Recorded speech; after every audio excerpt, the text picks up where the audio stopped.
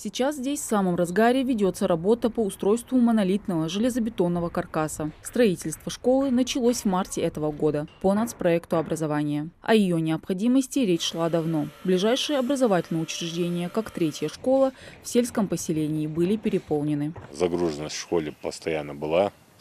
Не только у меня, но и в соседних школах. И в первой, и во второй школе тоже самое разгруженность. Ну, например, я буду исходить из своей школы. У меня школа на 520 мест, а у меня 1188 детей. На 2 смены разделили. Теперь проблема с загруженностью решится совсем скоро. За строительство новой трехэтажной альма-матер взялась подрядная организация «Еврострой-2010». 30 рабочих до наступления холодов активно занимаются наружными работами. На данный момент мы закончили на 60% это бетон, монолит. Одновременно идет кладка, процентов, наверное, 15. Школа состоит из 5 корпусов.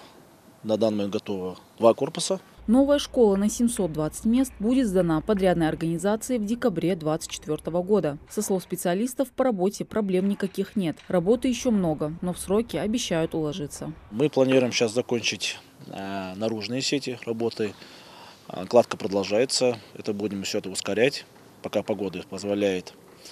И он, как вам сказал, сейчас в данный момент идет заливка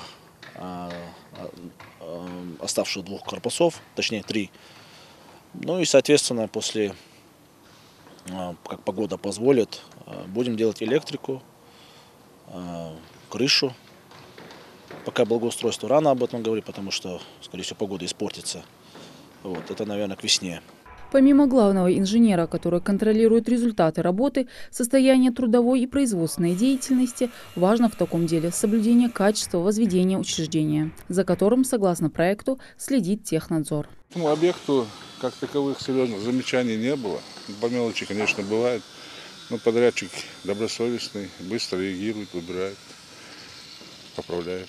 Строительство новых общеобразовательных учреждений очень необходимо нашим детям, для того, чтобы они могли в комфорте получать новые знания и пригодиться в дальнейшем для своей республики, говорит глава региона Махмуд Али Калиматов. Для вашего уюта, для уюта учителям, чтобы им удобно было в классах вести свои уроки, чтобы мамы не беспокоились, замерзнет ребенок, то вентиляции не будет или еще что, потому что здесь все предусмотрено.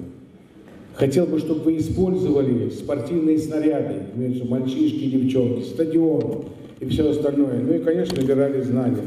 Нам нужны специалисты. Заказчиком является Министерство строительства Ингушетии, представители которого также контролируют ход работы. Контрактная стоимость 214 миллионов рублей. В этом году у нас запланировано освоение 204 миллионов рублей. Как вы видите, ведутся работы по устройству монолитного железобетонного каркаса. У нас выступает фирма здесь генподрядная «Еврострой-сервис» 2010, генеральный директор Муталиев Абукар.